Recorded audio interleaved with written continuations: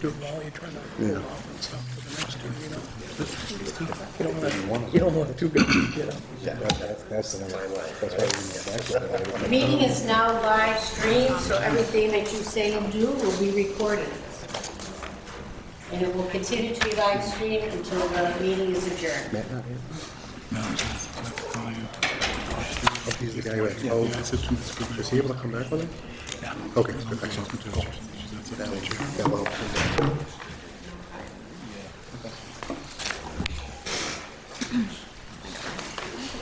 Okay. Could you do me a favor by closing the door so it doesn't block the camera? Thank you.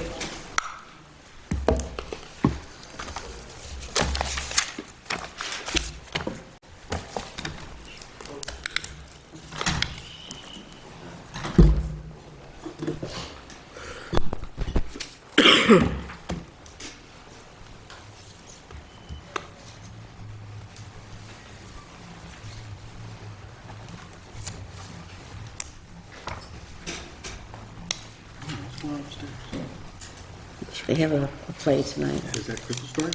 I think so.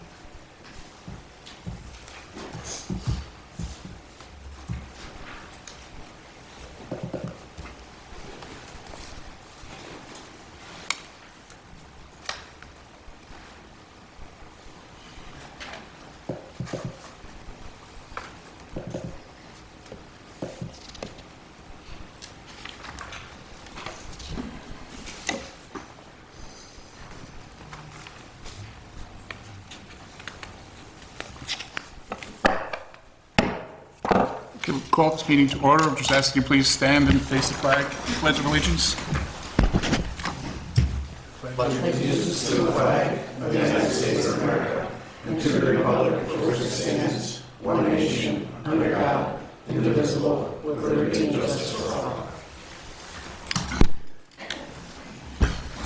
Thank you. Welcome to the December meeting of the Lancaster Zoning Board of Appeals. Ms. Terranova, would you please take roll call?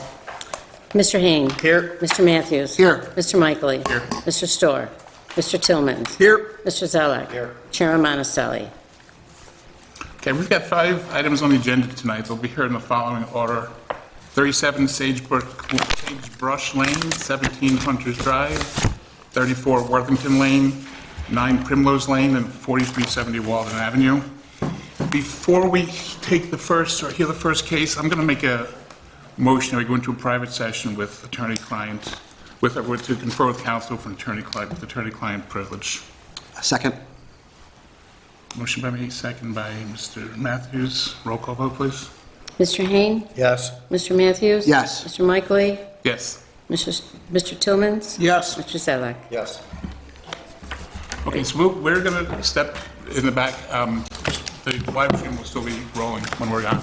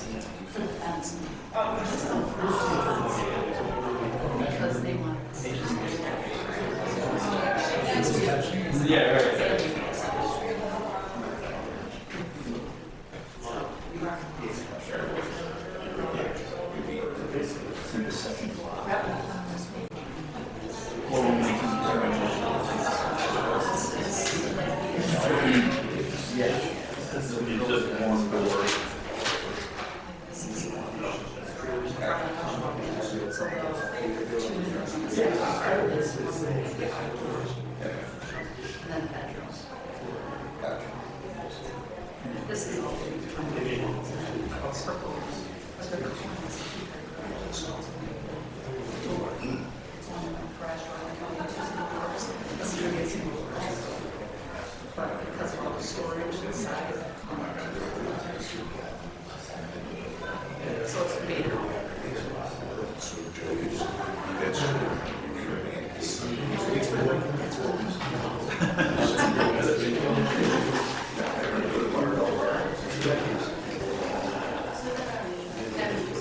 like when you look at your house, you know, yeah.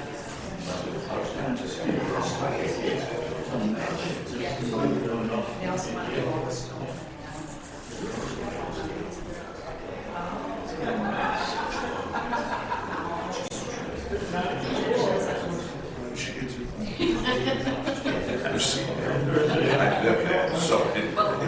Joey went to the ball.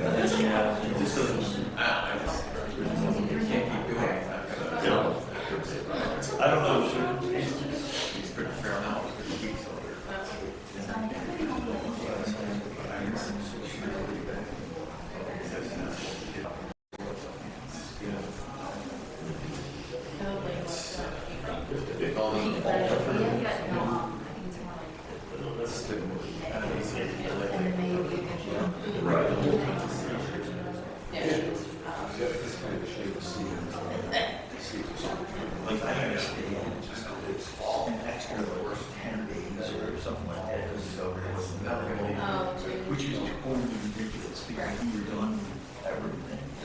And it was just. Literally, there were counselors who were drinking on the roof.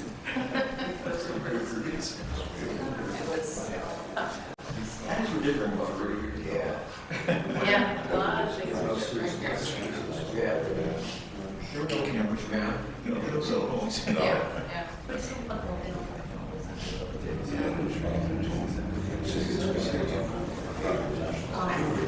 Tuesdays and Thursdays, they don't get Tuesday to that. And it's all, we get Tuesday.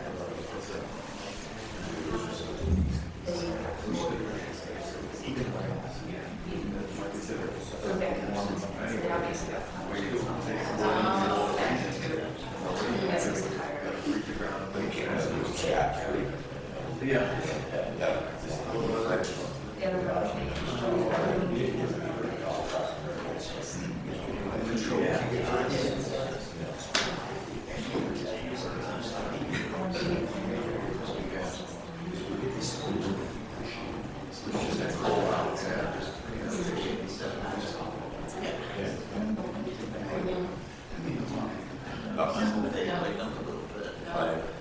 I said, the conversation I had with minus the conversation.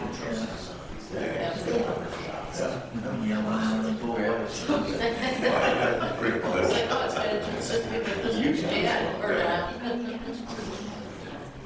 For sure.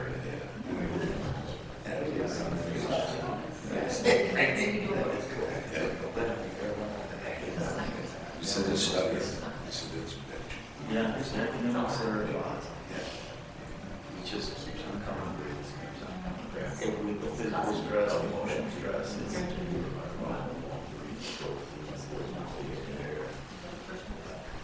Yeah. Gotcha.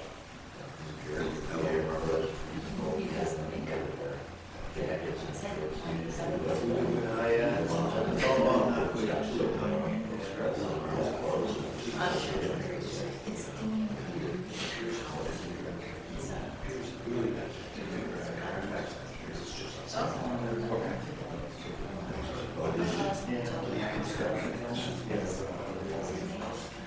All the camera.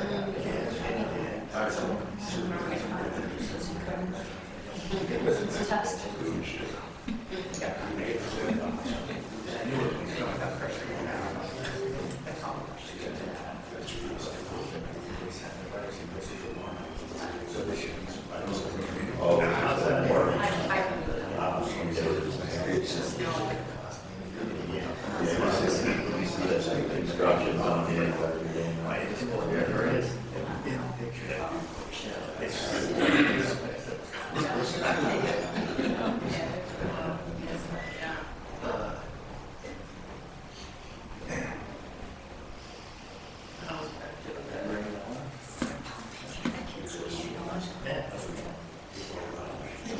That was timing.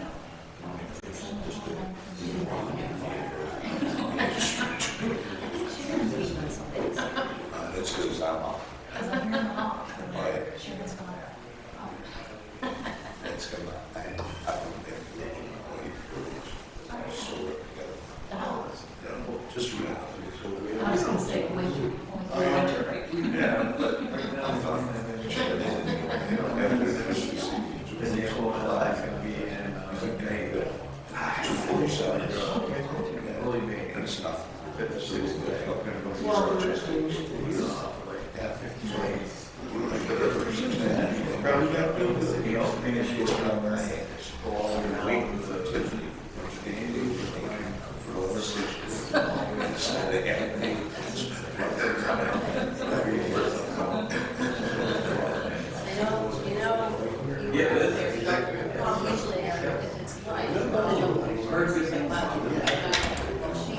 Well, Crazy. I'm like, well, we're not going out there because you don't need to hit that school. I was wondering, I'll see. Oh,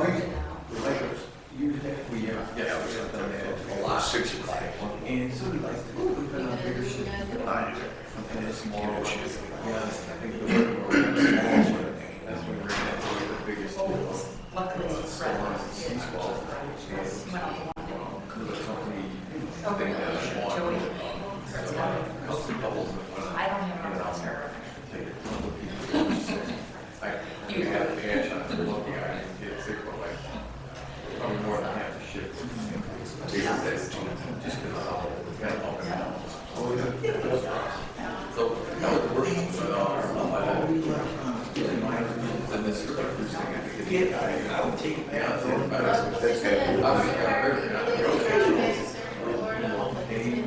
Warming up an hour. One hour, that's just.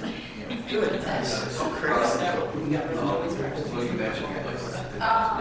Yeah, it's my convertible. Yeah, look at that.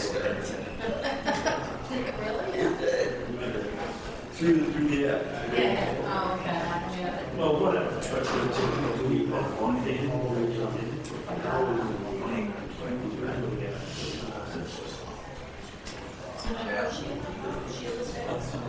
Yeah. Yeah, they just have to. I thought she was coming home later. I don't know. I see this, the only person who's buzzing around putting up lights up. Yeah. No, that's the thing, maybe the next week. That she's.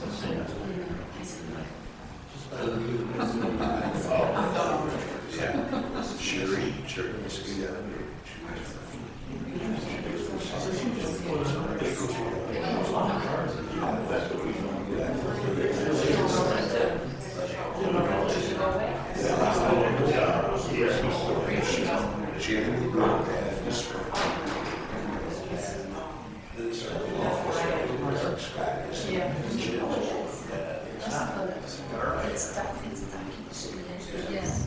And she said, so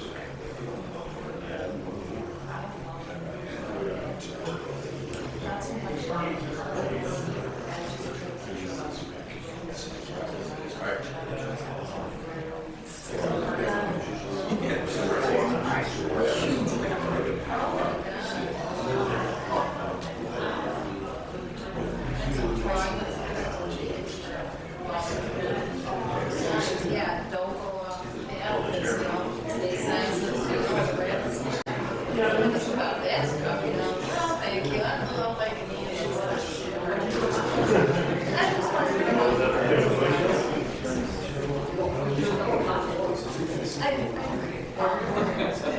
a friend of mine was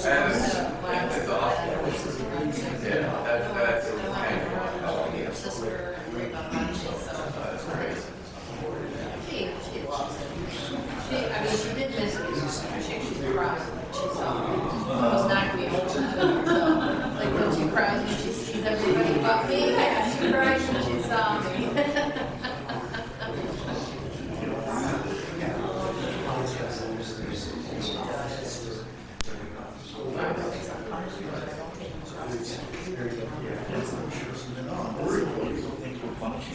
Yeah, right, because they can't.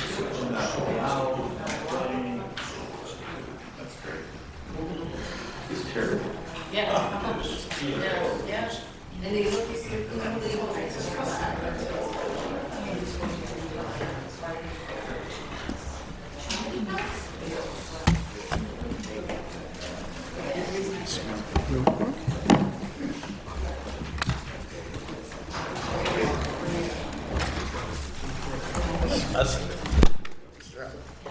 No actions were taken by the zoning board of appeals in executive session. And if someone could do me a favor by closing that door so it doesn't block the camera, I would appreciate it. Do we have a motion to go back into your regular session? I'll make a motion. Motion by Mr. Hain, seconded by Mr. Storr. Roll call vote, please. Mr. Hain. Yes. Mr. Matthews. Yes. Mr. Michaely. Yes. Mr. Storr. Yes. Mr. Tillmans. Yes. Mr. Zeller. Yes. Okay. Okay, thank you for the delay. Thank you for putting up with us for the delay. Ms. Terrell, would you please read the legal notice for 37 Sagebrush Lane? First case considered by the zoning board of appeals, that is the petition of Doug Gaeta and Karen McClintock, 37 Sagebrush Lane, Lancaster, New York, for one variance for the purpose of installing an aluminum fence in a required front yard on premises owned by the petitioners at 37 Sagebrush Lane. A variance for the requirements of Chapter 400, zoning section 34, subsection C of the Code of the Town of Lancaster. The request calls for installing a 4-foot 6-inch aluminum fence in a required front yard. Chapter 400, zoning section 34, subsection C of the Code of the Town of Lancaster requires within non-industrial districts, no fence or wall or other than a necessary retaining wall over 3 feet in height shall extend into the front yard of any lot. Petitioners therefore request a 1-foot 6-inch variance. Thank you. Is there someone from 37 Sagebrush here? Hi, would you please come up to the podium? Just give us your name and address for the record and tell us a little something about your project. Sure, Douglas Peta from 37 Sagebrush Lane. And it's just, currently I have about 50% of the backyard fenced in, and we just want to complete the backyard because we're going to be getting a dog. And so the part where I'm actually asking for a variance, there is already a piece of decorative fencing there that received a variance 5 years ago, so all I want to do is extend and complete that fencing. Okay. Thank you. We'll now go to the board for any questions from the board. We'll start with Mr. Hain. I have no questions. Thank you. Mr. Matthews, any questions? Thank you, sir. I have no questions. Mr. Storr, any questions? Thank you, Mr. Chair. No questions. Mr. Tillmans, any questions? Thank you, Mr. Chair. I have no questions. Mr. Zilak? Thank you, Mr. Chair. So one question. You talked to your neighbors. All your neighbors are okay with completing the fence around the backyard? Yes, correct. Side yard? Yes. No further questions. All right. Is there anyone in the audience who would care to address this case? No? Okay, seeing none, we'll look for a motion. I'll make a motion. Oh, Behind me there. Whereas the Zoning Board of Appeals of the Town of Lancaster has made the following findings: that this area variance for a single-family residence, according to Part 617.5C17 of the New York State Codes, Rules, and Regulations, is a Type 2 action, has been determined to not have a significant impact on the environment. Therefore, it is not subject to a secret review. That no undesirable change will be produced in the character of the neighborhood by the granting of the area variance relief sought. That no detriment to nearby properties will be created by the granting of the area variance relief sought. That the benefits sought by the application cannot be achieved by some other method feasible for the applicant to pursue other than the area variance relief sought. That the requested area variance relief is not substantial due to an already existing fence that had received a similar variance.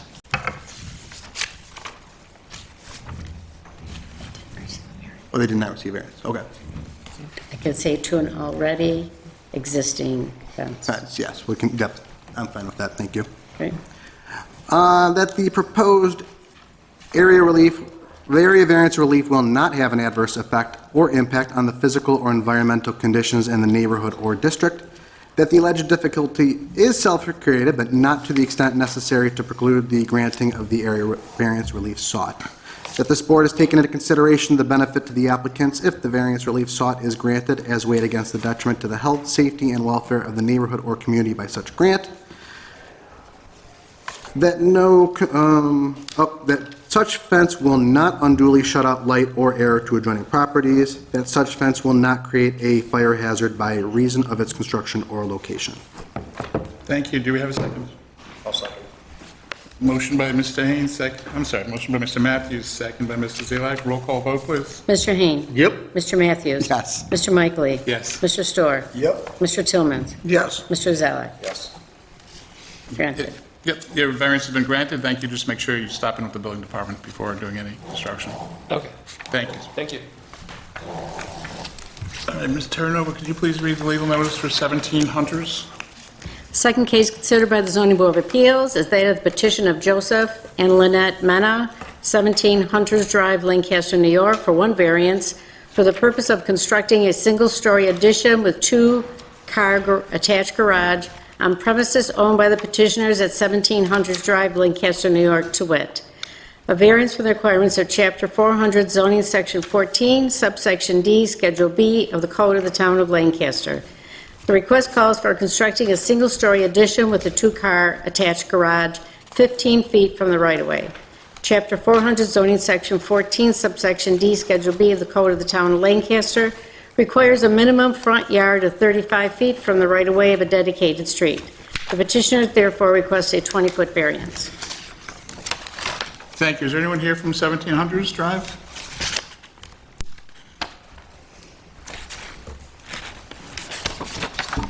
Thank you. Please just tell us your name and address for the record. Lynette and Joseph Mena, 17 Hunters Drive. Hi. Yeah, with these. Just wanted to give you a visual for it because we do have a couple neighbors here also representing it. Our setback, if you can see, this is our house here. And the other houses that are next to us, we're set pretty far back. That the garage, it's only a one-car garage, but because of the size of it, it's gonna be a one-door. No, you could, I'm But- sorry to interrupt you. but I'm sorry, I You want to apologize. sit it over there, maybe, can you? Sure. Would that work? And is that, do you lean it against? Yeah, stand those. His easel? There's the easel right there. Would it leave will that work if you stand against that? For the easel, yeah. One of the easel. It's not there. Yeah. It was hard to see right here with the glare, just the light. Right, and this way the audience can see too.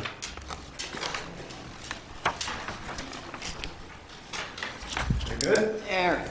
Yeah, would you mind putting it over there a little bit so this way, everyone, yeah, would you mind? Everybody else wants to see too, right?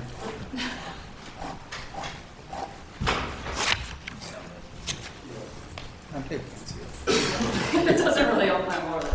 All right, we try to point out how far our setback is here from the whole island that's here. And this is 11 Hunters Drive, which our structure would be virtually the same as this frontage here. It would come out not even to the frontage of all the other houses. It would actually be, if you take a closer look, there's two lots here, and it would come out right here the one-car garage portion, and then behind it, we want to just add. So you're coming out in front of your house and then along the side? It's going to be, yes. You're coming out front here? It's basically gonna be just a little L shape like this. Okay. So it's gonna be a one-door car garage. Yep. And then the And bedroom then is right there. along the side, okay. Yeah. Okay. And like I said, like, it's virtually gonna be the same. So the front of your house is already set back from your neighbor's Yes. line. So you're kind of coming out a little bit with this Yes. one. Okay. Right Thank you, there. thank you. Does that make sense? Yep. Thank you.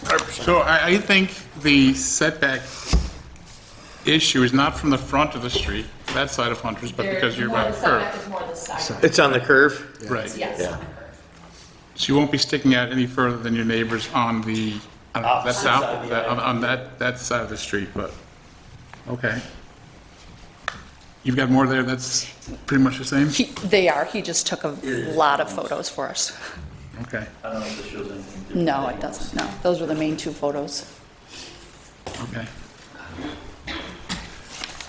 Anything else? With it? Just that, We want to stay in the neighborhood. We love our neighbors. This, 2 of our neighbors here. It's a great neighborhood. We need the 1-story mainly because I've had 3 knee surgeries and I can't do stairs anymore. Want to stay there. My son works 5 miles down the road for Kohler, so it's a great area to live in. Good, good. Okay, we'll now go to the board, see if there's any questions. We'll start with Mr. Matthews. Thank you. I actually have no questions. They just answered my question. I do have a question. Will the addition, so you have a fence there? Correct. Which I know you were granted a variance, I have the years ago. Yeah, it was a while ago. You've been there for 20-some-odd years. Almost a quarter of a century. Really?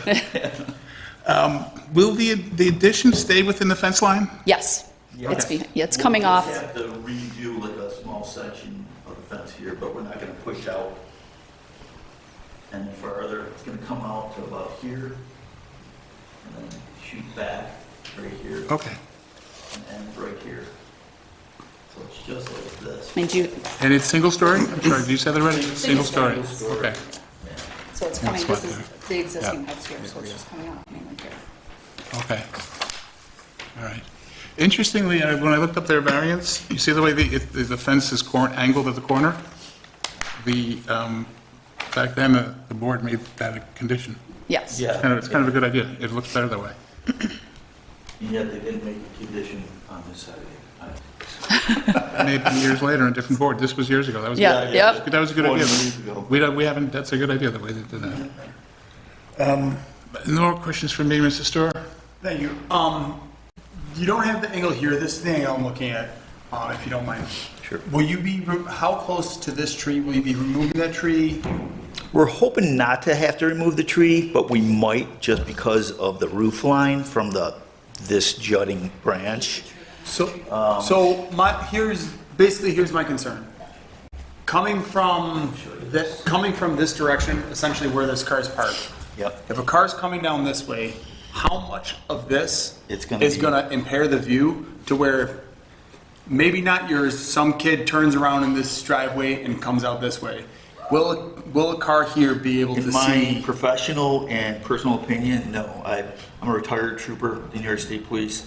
I'm, basically a subject matter expert on accidents. I've done over 1,000 accident reconstructions in my life. This does not, in my professional and personal view, cause an obstruction.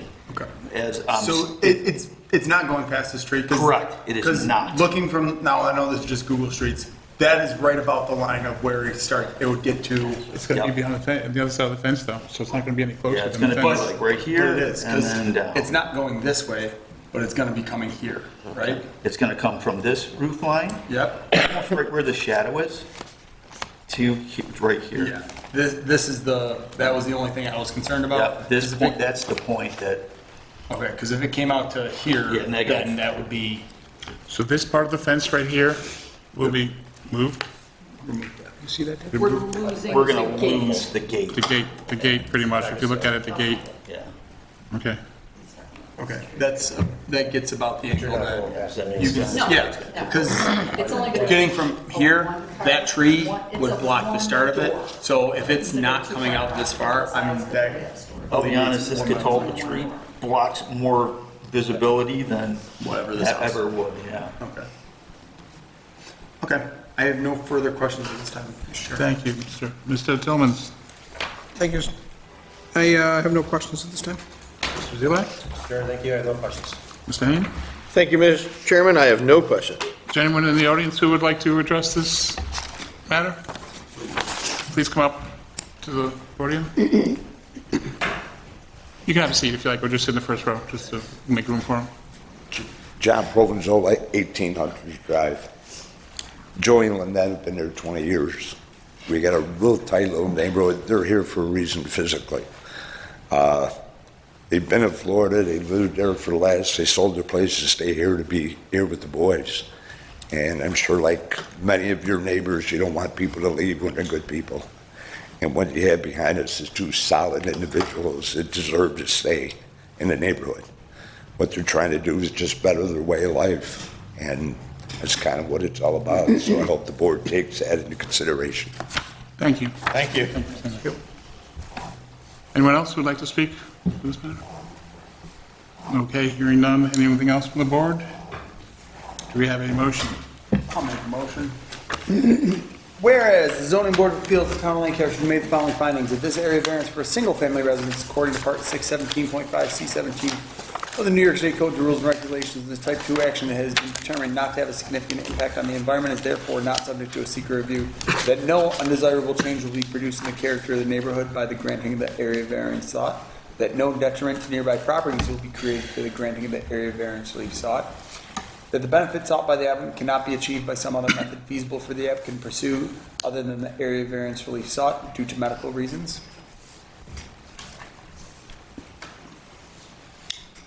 Okay. That the area variance is not substantial, and that the proposed area variance will not have an adverse effect on the impact or physical or environmental conditions in the neighborhood or district, because it will not obstruct the view line or the sight line.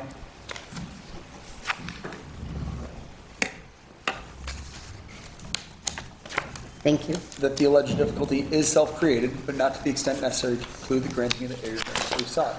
That this board has taken into consideration the benefits to the applicants if the variance relief sought is granted as weighed against the detriment to the health, safety, and welfare of the neighborhood or community by such grant. That with the intent and purposes of this ordinance, variance relief sought, if granted, is the absolute minimum variance necessary to afford relief. And that no commercial enterprise other than those permitted by Chapter 400 of the Code of Town of Lancaster will be conducted on the premises. Thank you. Do we have a second? I'll second. You're not going to start a business in this edition, are you? Motion by Mr. Storr, second by Mr. Tillmans. Roll call vote, please. Mr. Hain. Sure. Mr. Matthews. Yes. Mr. Michaely. Yes. Mr. Storr. Yes. Mr. Tillmans. Yes. Mr. Zelak. Yes. Variance has been granted. As I'm just need to just make sure. Thank you very confirm much, it. guys. Thank you for a good presentation. Thank you for bringing a neighbor. That makes it easier. Thank you for coming. Appreciate it. All right, next up will be 34 Worthington Lane. Ms. Terranova, would you please read the legal notice? The third case considered by the zoning board of appeals is that of the petition of Daniel Steinwach, 34 Worthington Lane, Lancaster, New York, for one variance for the purpose of constructing a garage addition on premises owned by the petitioner at 34 Worthington Lane, Lancaster, New York, to wit. A variance from the requirements Chapter 400 zoning section 14 subsection D Schedule B of the Code of the Town of Lancaster. The request calls for constructing a garage addition 6 feet from the side property line. Chapter 400 zoning section 14 subsection D Schedule B of the Code of the Town of Lancaster requires each side yard the lesser of 10%, excuse me, the lesser of 10% of the lot width or 10 feet. In this case, the code requires 7 feet 6 inches. Petitioner therefore requests a 1 foot 6 inch variance. All right, thank you. Sir, would you please tell us your name and address? Daniel Steinwach, 34 Worthington Lane. Thank you. Please tell us what you can about your project. So I'm trying to accomplish a lean-to shed, I believe it's called, on the side of my garage. Just doing it for the additional space, for snow blower, things like that. With my mobility being limited, I think it's a very reasonable request. Also, my neighbor a couple doors down actually gave me the inspiration. He has almost exactly what we need. Good. All right, we'll go to the board for questions. Start with Mr. Storr. Thank you, Mr. Chairman. Did you talk to your neighbors about this project? I did, and I believe my neighbor who is in between me and where the structure will be is more excited than I am about it. He's already talking about putting some pool stuff in there. So yes. Okay. I have no further questions at this point. Mr. Tillman's, So the structure itself is going to be pretty narrow, right? Like, what's the actual size of the structure going to be? So the pad is, I think it's 5 by 20. So it's going to be whatever that is minus the 2 by 6 or whatever they're using. Yeah, it looks like it's about 11 feet width from the garage corner to the property line currently. Is that it? If I'm reading that survey correctly? It's pretty small, but. no dimensions, is there? From where your current garage to the property line, Yeah. approximately 11 feet? Oh, from my current garage to the property line, yes, it's 11 and change, So how wide is this? 5 feet just? just 5 feet. Okay. I wish it went bigger. I have no further questions. Thank you. Mr. Zilak, Mr. Chair, I have no questions. Mr. Hain, any questions? Thank you, Mr. Chair, I have no questions. Mr. Matthews? Thank you, Mr. Chair. I have no questions. So my only question, I would say, I took a picture of your front yard, I drove by. You still have the gate, behind the house, there's a gate to the pool, right, to the backyard? Correct, there's no pool. There's no pool, okay, so to the gate to the backyard? Correct. If that's still, so that won't be impeded, that's not gonna block it, you'll still have access back there? Correct. Okay, all right. I have no other questions, is there, you went already, right? Anyone in the audience who'd like to address the board for this matter? No, hearing none, do we have a motion? Are there any easements back there or anything? Do you know? This is in the front, it's not here. I mean, in the back. On the other side of the house. In the backyard. I'm just wondering for access, you know. It's pretty narrow there then. Yeah, I don't see it on here. Okay. Yeah, I didn't see any in the survey. If there was, I think it'd be in the back. Brian, I don't know, are you able to see if there's any easements? in the No, back there's there? no easements. No, okay. Great. Thank you. Do we have a motion? I'll make a motion. Thank you. You're welcome. Whereas the zoning board feels the town of Lancaster made the following findings, that this area variance for a single-family residence according to Part 617.5C17 of the New York State Codes of Rules and Regulations, type 2 action has been determined not to have a significant impact on the environment, therefore is not subject to secret review. That no undesirable change will be produced in the character of the neighborhood by the granting of the area variance we sought, because other houses have it. I didn't hear that. Because other nearby houses have it. Thank you.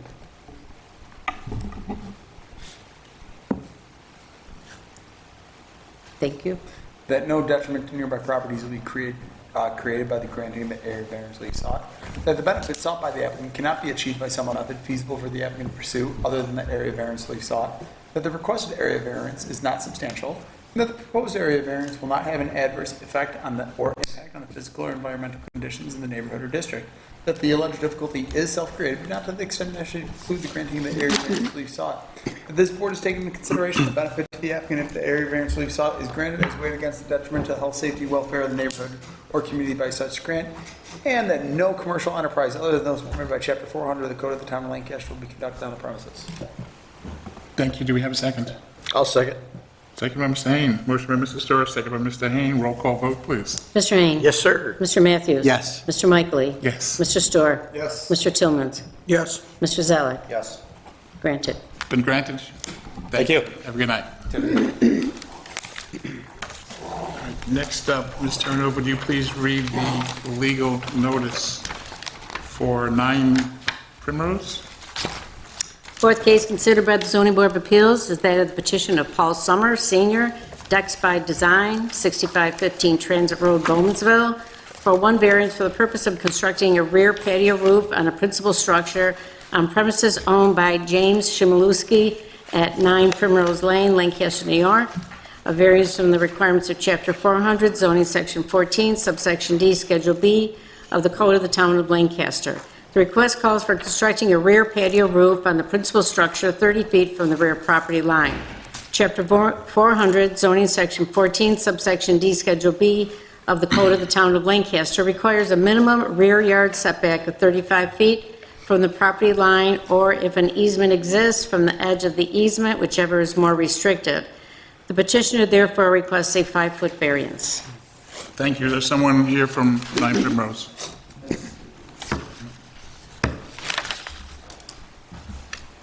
And we have a letter here from the petitioner appointing or allowing Paul Summers of Decks by Design. Yes. Is that you? That's you? Correct. To appear. So Whoever's going to speak, just tell us your name and address. So Jim Chmielewski, 9 Primrose Lane, Lancaster. And so we're looking just to, we're really replacing a deck, but we're adding a roof over the top of the deck, and we're, so just have a more permanent cover over it. Okay, great. Anything else? Is that about it? That's really it. All right, we'll go to the board. Start this time with Mr. Tillmans. Thank you, Mr. Chair. I have no questions at this time. Mr. Zilak, any questions? Thank you, Mr. Chair. So what's the reason for removing the deck, existing deck? It's an old deck. It was up 16 years. Was it attached to the house or was it freestanding? Attached to the house. All right, so it's in disarray and it's time for an upgrade? Yes. So we're making it wider and covered? Yes. I have no further questions. 16 years old? I guess I'm lucky. Probably 17 Yeah, now, but maybe it is. Sorry, Mr. Hain, any questions? I have no questions. Mr. Matthews? I have no questions as I well. already asked my question. Mr. Sir? Anyone in the audience care to address the board on this matter? No, thank you. Seeing none, entertain a motion. I'll make the motion. Thank you. Whereas the zoning board of appeals of the town of Lancaster has made the following findings, that this area varies for a single-family residence according to Part 617.5, C-17 of the New York State Codes, Rules, and Regulations is a Type 2 action and has been determined not to have significant impact on the environment, therefore is not subject to a secret review. That no undesirable change will be produced in the character of the neighborhood by the granting of the area variance relief sought. That no detriment to nearby properties will be created by the granting of the area variance relief sought, as this is replacing an existing structure.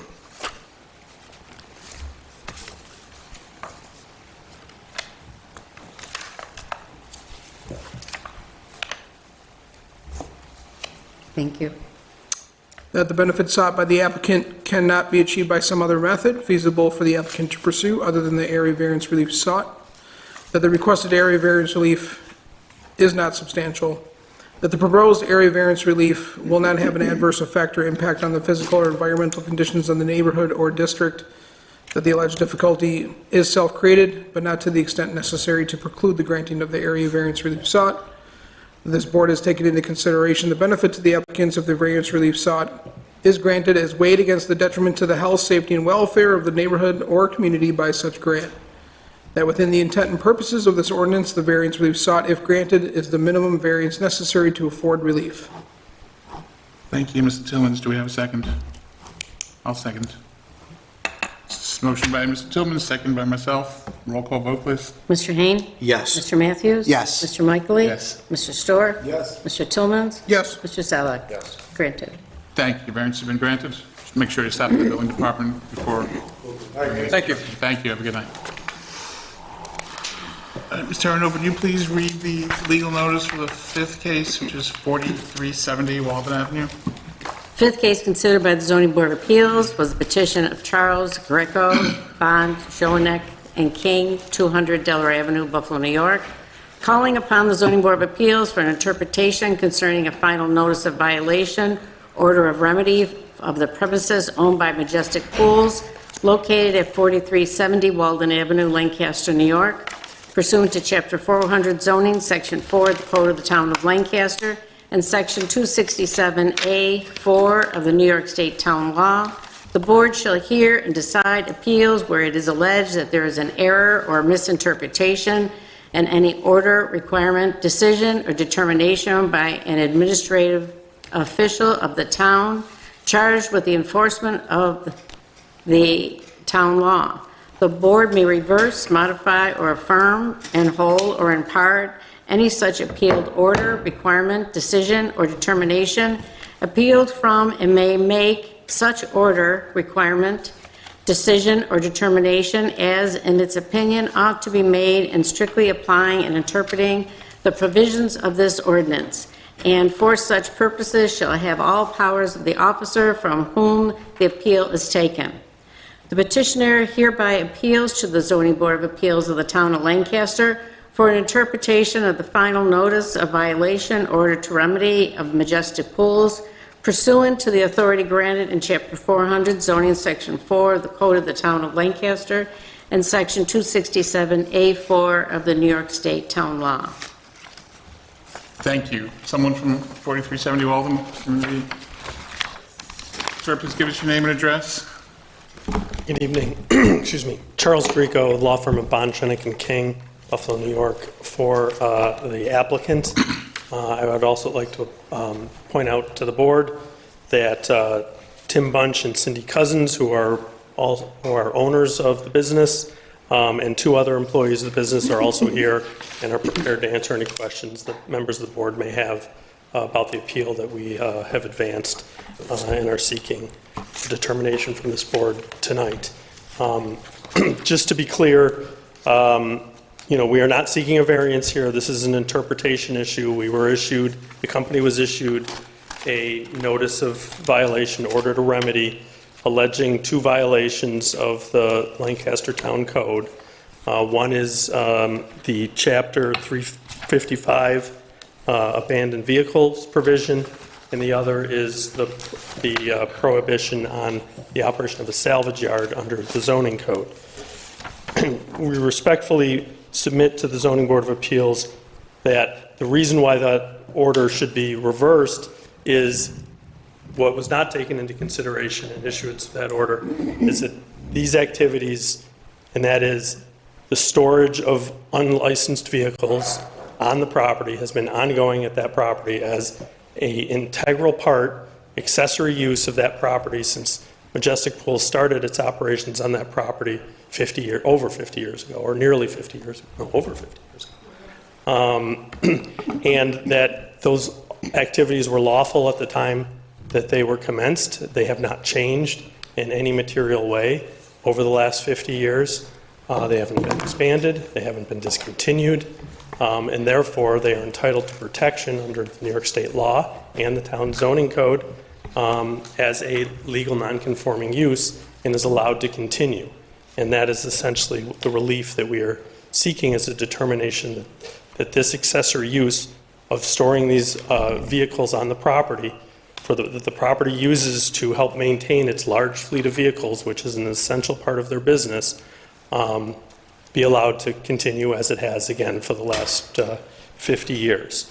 And I'm assuming all the members have had an opportunity to review our written submission that talks about the relevant provisions of the code and when they were enacted, presents evidence in the form of sworn declarations of 4 employees, and there are 2 additional employees who could speak to that issue tonight as well, if the board wanted some additional evidence on that, as well as the Google Earth images, which we think shows that that property has remained essentially unchanged as far back as we could go on Google Earth anyway, which was to the 90s, but still before the current zoning code was enacted in 2020 and before the abandoned vehicles code was adopted in 1999.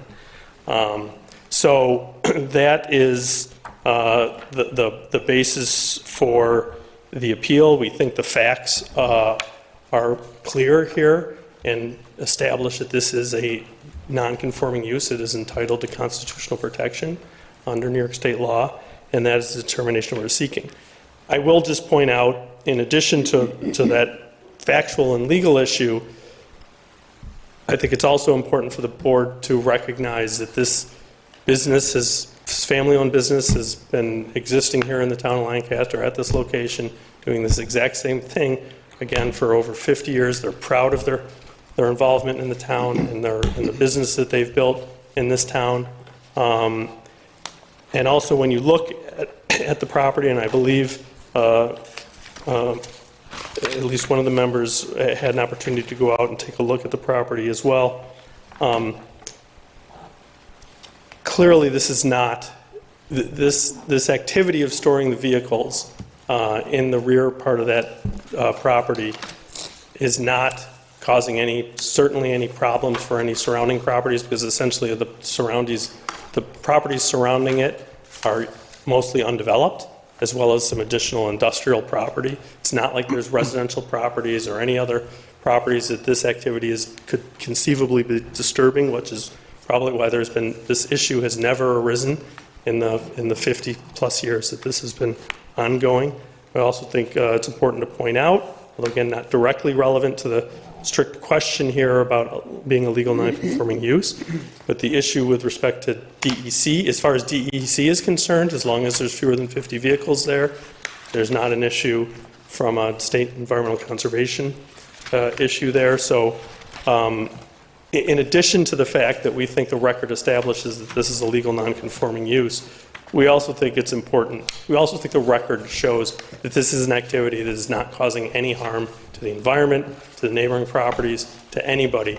But it is an activity that is very useful for this business to be able to economically operate its business and to maintain its large fleet of vehicles. And it's why they've been doing it this way for so many years. Whereas to erect a large structure just to have these things inside really isn't going to accomplish anything, but would cost the company an awful lot of money. So that is our presentation in a nutshell, but again, happy to answer any questions, again, either me or probably even better from the client itself, or the business itself, if you want some more history on or explanation as to the nature of the activities that have been ongoing out there. Thank you. Sure. Thank you, sir. We'll go to the board. We'll start with Mr. Zelak. Any questions or comments? Thank you, Mr. Chair. So obviously it goes back quite a few years. We had documents from 1994. That was the first infraction, was that equipment and materials should not be stored in open areas on the premise, along with rubbish. They're not saying you can't have any materials, it's just you can't be out in the open. So this is from 1994. What is from 1994? The first violation. I'm not sure what you're...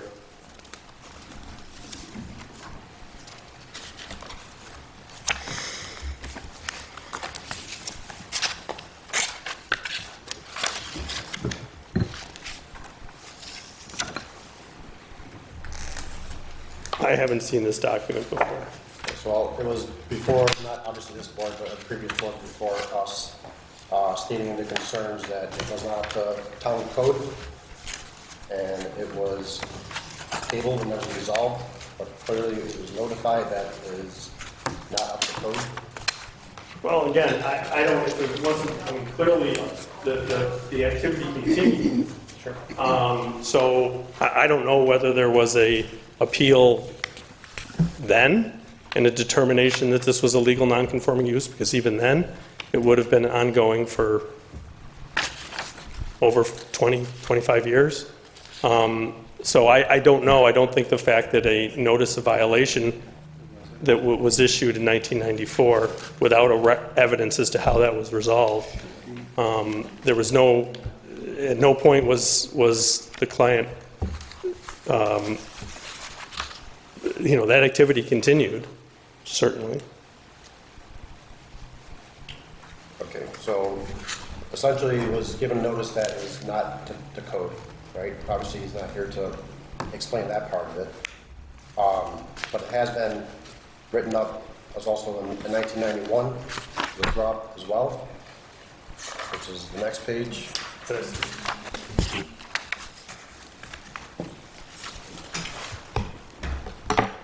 So again, it's not that you can't have the equipment on the property, it's that it's out in the open. That it's not, it's either got to be recorded as a salvage yard, which is not, obviously.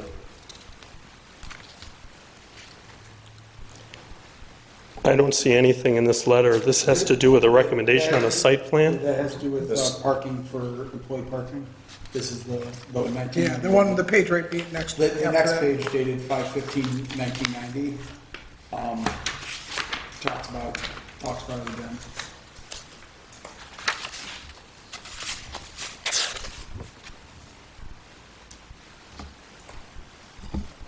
I don't know how these notices of violation were resolved.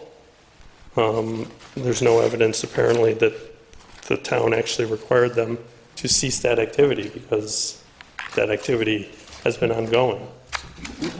And I don't know unfortunately there's being nothing cited here in this notice of violation as to what provision of the town code was allegedly being violated. It talks about the state building construction code, which is not something within the purview of this board. 1244 New York State Uniform Fire Prevention. Right, that's the New York State Uniform Code. That's not part of the town's code or zoning code. That is an issue that would have to be resolved before the regional board for the state board. That's not a zoning code provision, that is a building code provision. And again, from 1991, I don't know what, we're on the 2020 or 2020 version of the uniform code right now. I have no idea what 1244.1D of the uniform, it's talking about, the uniform code as it existed in 1991. I don't even know what it's citing here, and I don't know whether there was, whether that was appealed. The uniform code wouldn't have come here, it would have gone to the regional board as a uniform code alleged violation, but again, Okay, I guess I was just stating that it's not something new that's come up, essentially, is where I was kind of going with this. And there has been some movement as far as cleaning up the area, but it's still not up to present day code. Well, and I'm not disputing, the present day code under section 355 prohibits the outdoor storage of unregistered vehicles. But that did not become the law in the town of Lancaster until 1999. And under the town code and under New York state law, as a matter of constitutional property protection, if an activity pre-exists that prohibition, which it did here, we have evidence that this activity was taking place as part of the business operations before this local law was adopted in 1999. That's exactly what the non-conforming use provision, that's why that exists in the town code and why it's legally required, why it's in every zoning code in New York State, because it's a matter of constitutional law in New York State, and that's what we cite from the highest court in New York State in our papers, the People versus Miller, as far back as 1952, and the Buffalo Crushed Stone case versus the town of Cheektowaga from 2009. Prior non-conforming uses in existence when a zoning ordinance is adopted are generally constitutionally protected, even though the ordinance may explicitly prohibit such activity. That's our point. The 1999 prohibition on the outdoor storage of unlicensed automobiles cannot be applied to a business that was already legally doing that activity before that law was adopted. So that's our argument, and that is what we think the record establishes here. Thank you, Mr. I have no other questions. Thank you, Mr. Seeley. Mr. Hain, any questions? I have no questions. Matthews? Sure, my question might be for Emily. And their site plan, do they have approval for storage of unlicensed vehicles? The site plan doesn't specifically call out what that space back there is going to be used for. The site plan does include the parking lot space, but it doesn't specifically say anything in there about salvage vehicles or what is going in that space, but it is a part of their site plan. Thank you. The storage area, is part of it, but not specific to unregistered vehicles. Correct. And to clarify, the prior zoning code that existed before the 2020 code and before the 1999 adoption of 355 explicitly allowed outdoor storage as an accessory use in the light industrial district where this property is located. It was not until 1999, when 355 was adopted, that it became expressly illegal, not allowed, to include in that outdoor storage unregistered vehicles. But because this activity was already ongoing for decades before 1999, it was a legal use of that property as outdoor storage for an accessory business purpose of salvaging parts from that vehicle for the maintenance for the company's business fleet. Thank you, I have no further questions. Thank you, Mr. Matthews. Is there any plan to clean it up? I'm going to let my client address that.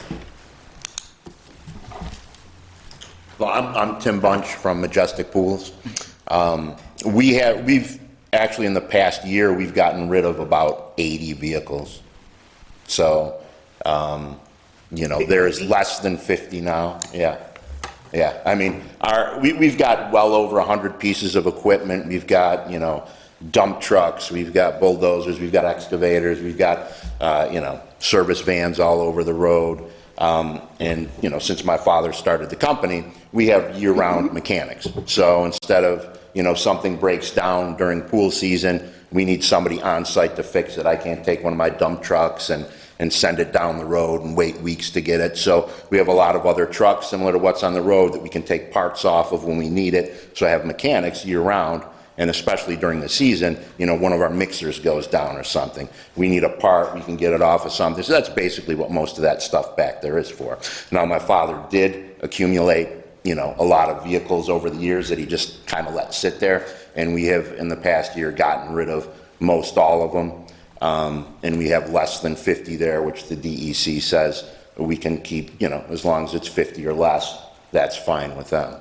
And that's basically the code for the DEC. So we have cleaned up, if you look at the aerial photo, and I think you drove back there, there's just, a fraction of what you can see on those aerial photos there. So we've gotten rid of tons and tons of stuff since my father passed a few years ago. So we've been spending a lot of money on, hundreds of thousands of dollars of just cleaning up that yard and getting rid of old equipment and things like that. So we've made major headway in getting rid of a lot. He was kind of a pack rat, so he would keep stuff, and we've just the past couple of years have been cleaning everything up. So I'll say this: I was there yesterday, and it for as bad as it is, it doesn't look bad. It's well kept. For there's still unregistered and junk vehicles back there. They're in neat rows. But in this day and age, there are other companies that also own fleets of vehicles. Most of them maintain them without having their own private junkyard. But are you still to this day still using it for that reason and going back there and you're still maintaining it in those old vehicles back there? From what has been explained to me, you're still all the vehicles back there are stuff that we got rid of all the ones that we could never strip anything out of. So all those were gotten rid. The only ones we kept are vehicles that we can still, that we have a similar vehicle on the road that we can strip parts off of if we need it. Because nowadays a lot of the older vehicles we have, just getting parts for them is pretty difficult. You know what I mean? So if we have, we've got multiple of the same year vehicle, so we might have one that kind of fizzle out, but we can pull the transmission off this one, or we can pull whatever off of that one. To use if we have to fix one of the ones that are on the road. So we got rid of everything that we couldn't use anymore. So everything back there is of some value to you, or Correct. It will be Yes. at some point. Yep. And again, nobody can even see these vehicles unless you had a helicopter. So it's not like they're visible from the road or visible from neighbors. They're so far back. That stuff's been there since I was a child. We've been in business over 57 years, and that stuff's always been back there. I've got a couple mechanics year-round working on everything. He's constantly back there getting this or that off those old vehicles. And the ones that we could no longer use, in the past year or so, we've gotten rid of them. That cost a ton of money to, scrap and get all those vehicles out of there. So the ones that we did keep are ones that we can still utilize for parts. Okay. All right. Mr. Storr, any questions? Yes, thank you. Thank you. So I want to emphasize here that this is just for an interpretation of the law and not a ruling on variance or what could and should be done. With existing non-conforming, the key thing that I'm hung up on is the legal use prior to the change of a code. This is from 1981 that cites violations of April 6, 1981, 22-8A of the Code of the Town of Lancaster. And the site plan does not have that it's a salvage yard on the original site plan, it just has parking lot. Correct. I just want to point out, though, that 81 violation is for operating a private dump, so that's Not exactly it's not this, the but- same as what the violation here is for. If they were still operating a private dump back there, then we could cite the that's- violation from back then, but it's really a different issue. This goes into my thing of,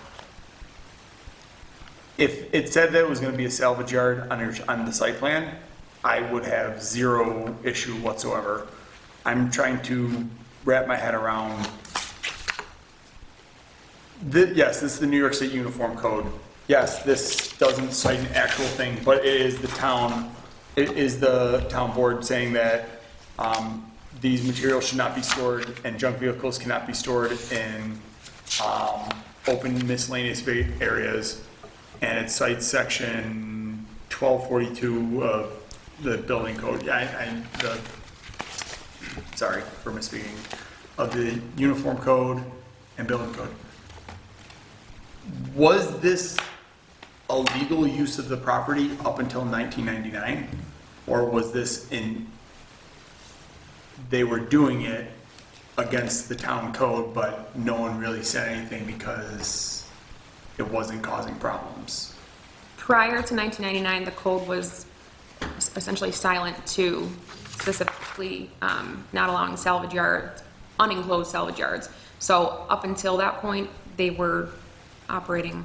So it wouldn't need to say on the site Illegal plan, matter. it wouldn't need to be labeled on the original site plan that it was a salvage yard. It could just be lot miscellaneous use, and that would be an acceptable use. Correct. They don't need any special permission to run a salvage yard, even though it's their own business, because obviously it's not a public junkyard, it's not a public salvage yard. They wouldn't need any specific anything from the 90s. I know this is well before. If I could I don't know exactly. just comment on that issue, I mean, under the 1989 zoning code, anyway, which I think if we're talking about the 90s, there is no definition of salvage yard. It's not a thing. The town didn't regulate that activity at that time. There is no definition in the 1989 zoning code for salvage. There is in the 2020, but again, this activity long predates that. And what the 1989 code did allow is outdoor storage, including of equipment. I'm sorry. No, I don't, I'm sorry. And so I was just gonna say, and that became more restricted in 1999 with the adoption of Chapter 355, which was specifically said, okay, no outdoor storage of unregistered vehicles. Now, I was 3 when these things were happening, so I can't ask somebody that understood. It's clear that the town had an issue because they wouldn't be telling you in 1989, 1994, all these things, that junk vehicles shall not be stored in open areas on premises or have miscellaneous owned vehicles. Open storage of unregistered motor vehicles are not permitted. Yard must be cleaned up immediately. While it might not have been in the town code at the time, it was in the New York State Uniform Code. I'm seeing that there's evidence of there was something that the town was relying on, because a lot of times if someone comes in front of us and says, and has something we haven't seen, we go to the state code, we go to a broader view to see what the intent was at the state level for things like this. So it's not like this was 100% A-okay when there's clearly a documented history of someone in the town saying they wanted something done about this. Now, I can appreciate that you've spent tens of thousands of dollars cleaning it up. You got it under that 50 mark. I can appreciate that, and thank you. I'm just trying to, if not your case, a future one of if we're setting precedent,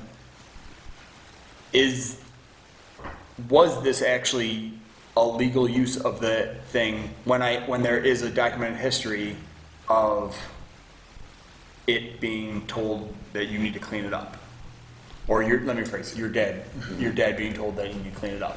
Would that be a legal use if the town is telling you to? It was against state code. Correct. At that point. And we're here just to determine whether or Whether not he- the citation. He made the right call. Right, whether or not his. We're so not here when whether we've your been- grandfather or not, So the it's whether question he of the made the right violation. call and applying the, Correct, but was the town referring to state code when they made these determinations in 1993, 1989, all these stuff? Because if it wasn't in the town code, they were probably looking to the state And code they for created, some guidance. they created in 1999.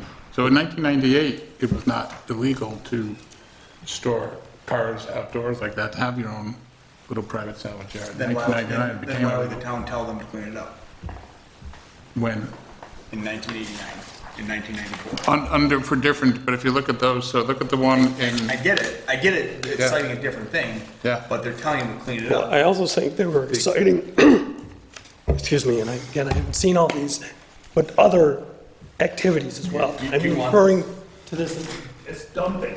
Well, Is a different. there's dumping's one, but then stuff like that. Like, take a whole package, look through it. Please educate me. I'm a bio teacher. I'd love for you to tell me more, like, enlighten me, please. Well, again, I'm not, it is citing here the New York State code. It is no longer in effect. And there has been no notice of violation by the code enforcement officer that any of these activities out there violate the New York State Uniform Code. We're here because there was a determination that this activity violated chapter 355 of the town code and the town zoning code, which is the only, which is why we're here. If there was an issue under the New York State Uniform Code, that would be adjudicated in a completely different form than this. But the only thing I see cited here is the New York State Uniform Fire Prevention Building Code. In an old version of this. And there is not presently, we're not seeking a determination from this board, because we don't need one, that this activity is in compliance with the New York State Uniform Code, because there's been no allegation that it is in violation of the New York State Uniform Code. no, we're simply determining whether our code enforcement officer made the right call or not. And not on. And I'm not history, suggesting, non-grandfathering. to be clear, I'm not suggesting that the Not code okay. enforcement officer was interpreting, if this was not a legal non-conforming use, I'm not saying he was, I'm not disputing that 355 says you cannot store vehicles outside. Your existing And that's all we're saying. Can I ask a question to Emily here? So if the zoning board rules and it's basically going to set a precedent that open storage of these vehicles is okay, when I can think of different avenues that the code would prohibit kind of the situation on the property, would that dismiss any other, say, a violation of the site plan, or they're not stored properly in setbacks and stuff like that? Based on the definition of today, I think it would meet salvage yard criteria. Would that eliminate the ability to kind of go down other avenues? Or No, I would say each case rises and falls on its own merits. There's different facts, so any other violations, the notices of violations that are issued wouldn't necessarily be precluded based on a determination that's made. And I would Your agree. comment that, we're not here to determine based on the violations back in 81 or 94 because it's not a town code, correct? However, these violations were issued by our department, by our building department, right? because- So, it's not like we can just dismiss those. Respectfully, you do, so under New York State law, the code enforcement officer of the town of Lancaster and every other town in New York State, unless they have some other arrangement, has a legal obligation to enforce the uniform code. Okay, but that is not within the jurisdiction of this board. This board exists to interpret and to, in appropriate instances, grant variances from the town's land use codes, zoning or other land use codes. There's a different forum to deal with uniform code violations. The town does have responsibility. I think we have to take all these violations into consideration now.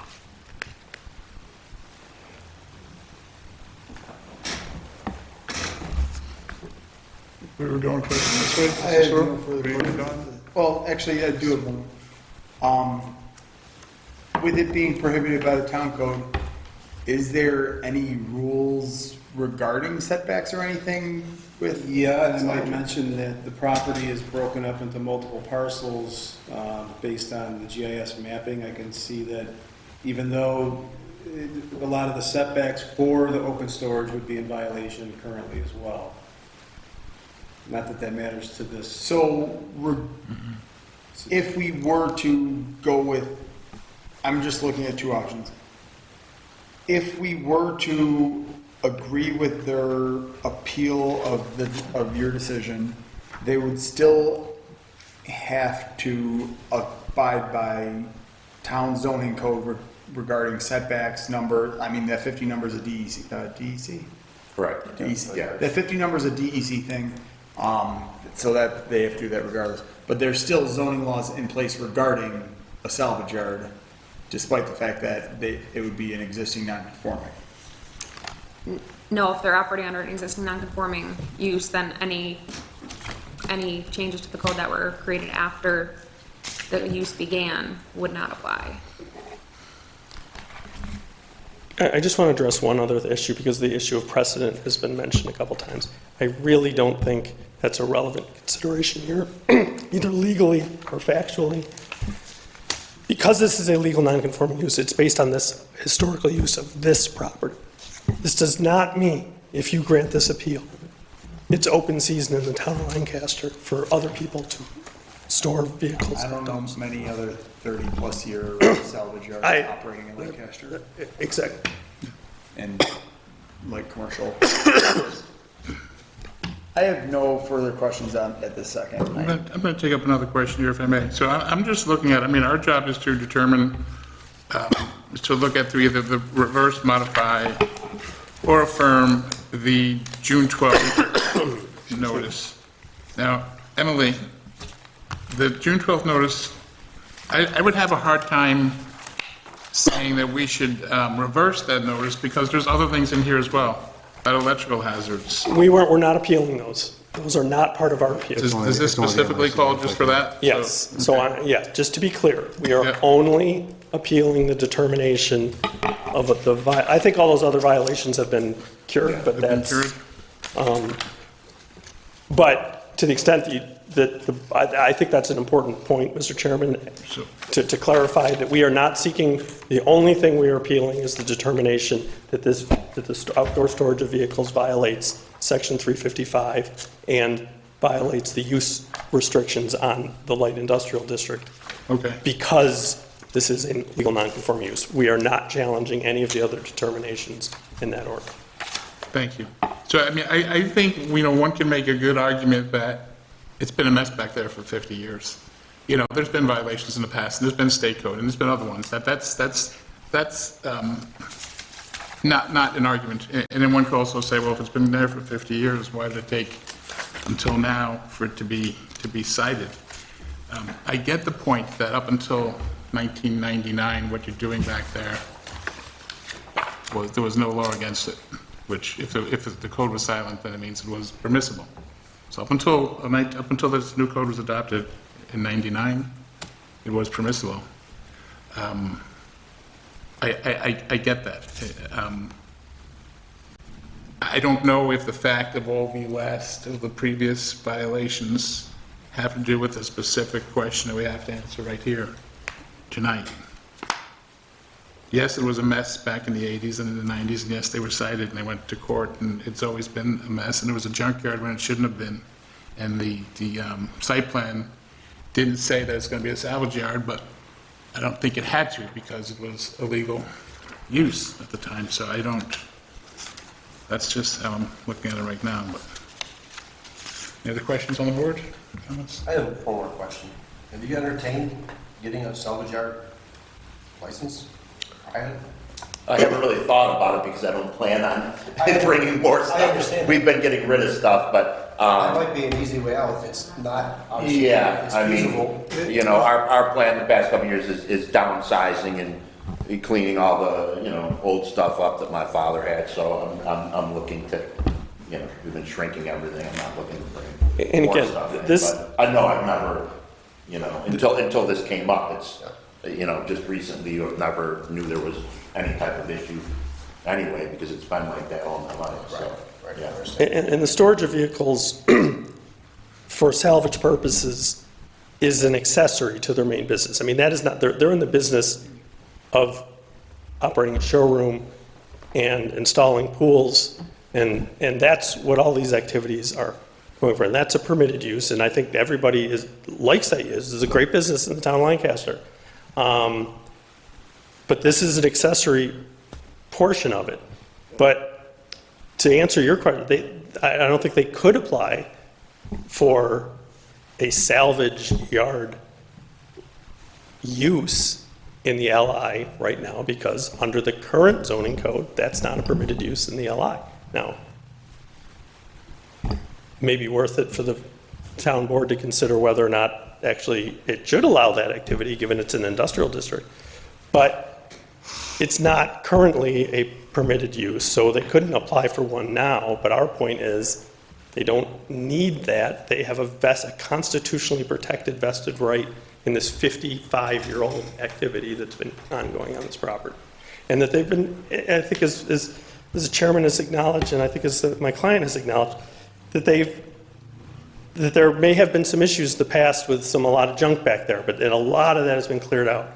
And they're streamlining this operation. It's not, I haven't heard any indication, no complaints from any neighbors, no complaints from regulatory agencies, as long as the activity falls below the 50, which it does currently.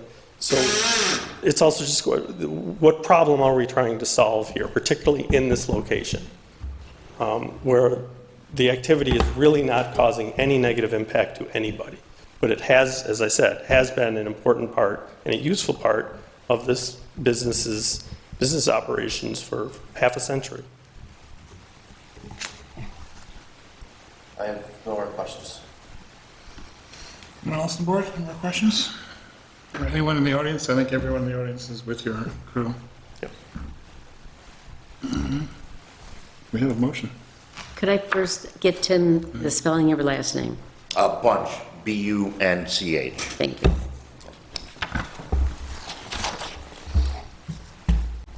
Emily, anything for you? O'Brien? It's up to you guys.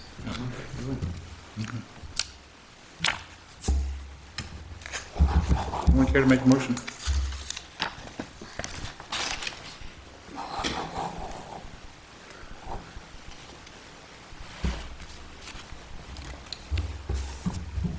I'll make a motion.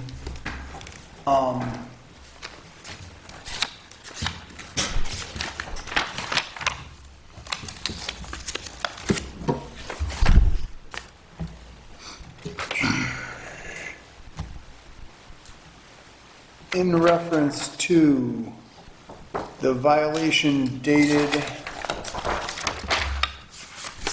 6/12/2025, inspection number B2025-0105, in regards to Lancaster Town Code, Chapter 355, Vehicles, Abandoned Vehicles, 355-4, Open Storage Restricted, and only that one, I make a motion to reverse the findings of the code enforcement officer and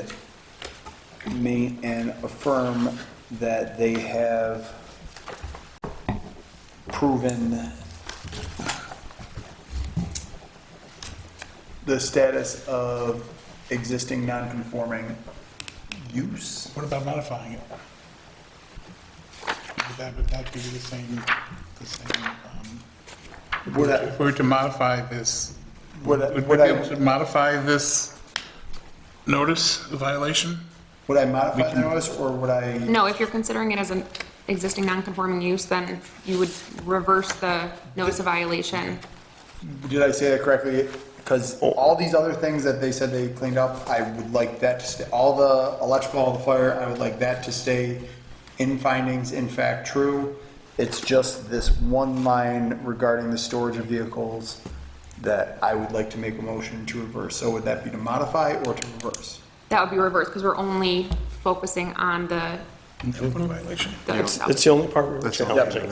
Although, if I may, I'm sorry, we also, if you look behind that, there was an email that added an additional, it wasn't a formal notice of violation, but what was not cited in the notice of violation, but that was cited in an email, was that this, to the extent there was operated as a or constitutes a determination that this was an illegal operation of a salvage yard within the light industrial district. We are also seeking a determination for the same reasons, that is also allowed because it's a legal non-conforming use, because at the time. Wouldn't the reversal of the first one imply the? I just want to be clear, I guess, because it's not actually, that language is not contained in the actual notice of violation order of remedy. It was an email that Mr. Pecorski sent to Correct. to Ms. Cousins. And that's why we appealed both of those. Would I need to make a motion to reverse an email finding?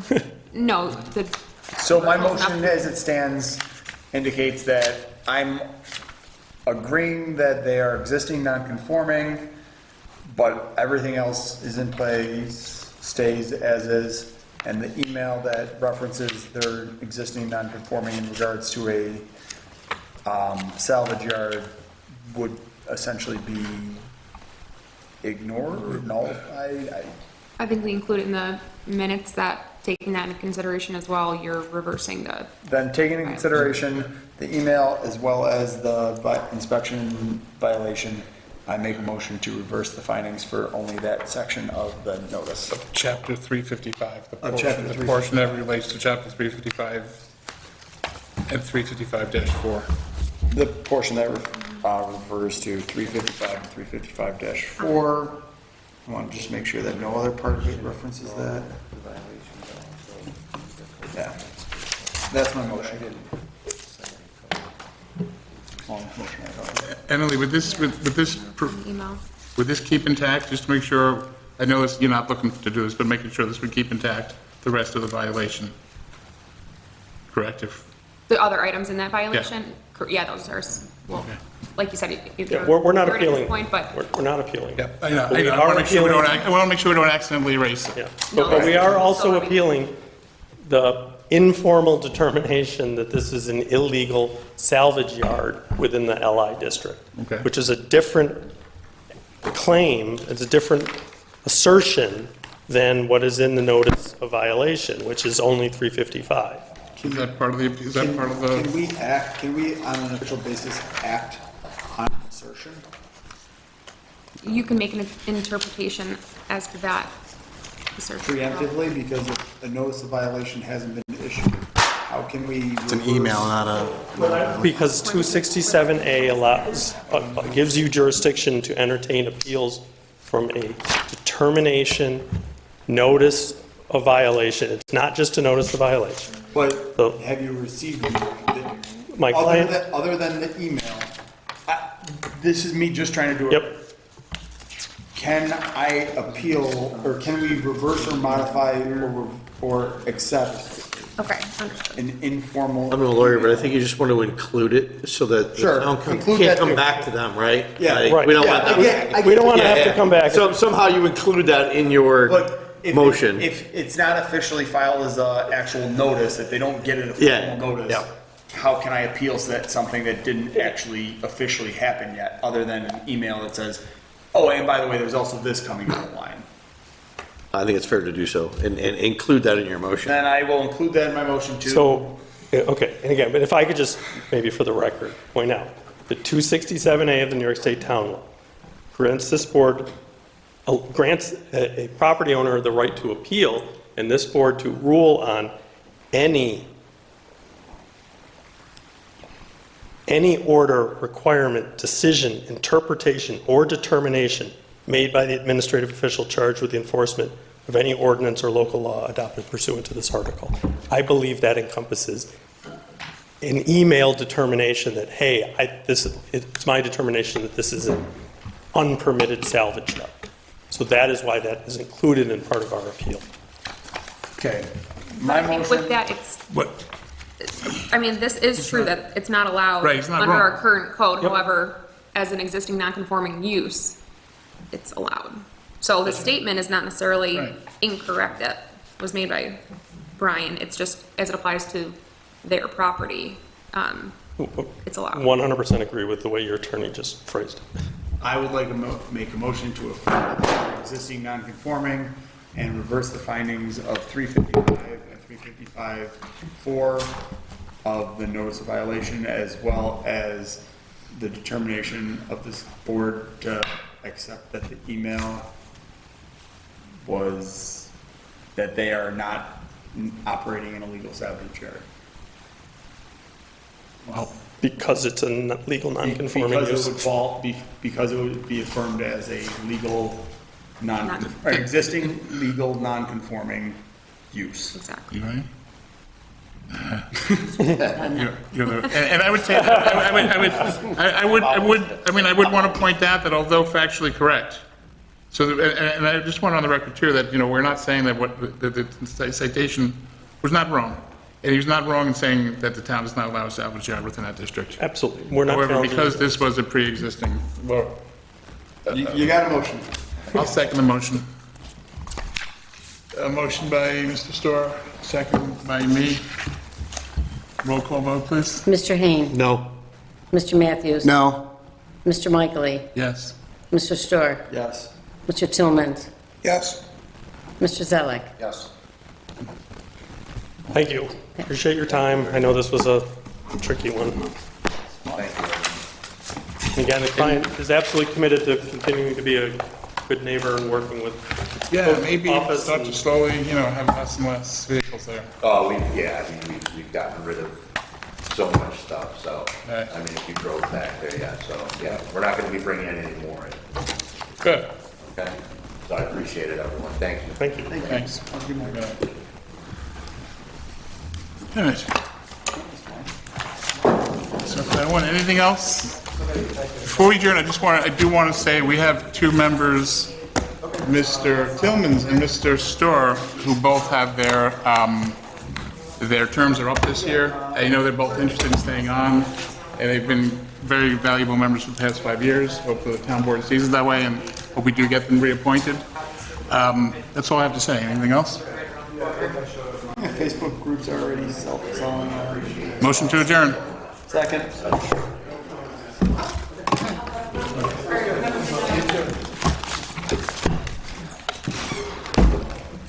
Been fun, guys. So, Brian, the one you come to, What's that? the one you come to is the one we're talking about. I was like, why are you sending me to this one?